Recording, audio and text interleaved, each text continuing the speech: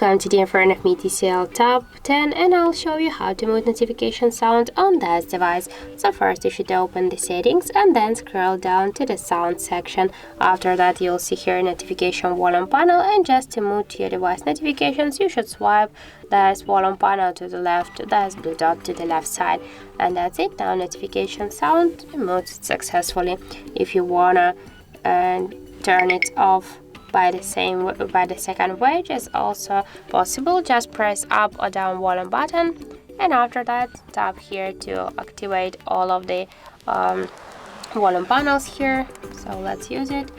And just to mute your notification sound, swipe here to the left side this dot, and that's it. So thank you for watching, and if you find this video helpful, don't forget to leave a like, comment and to subscribe our channel.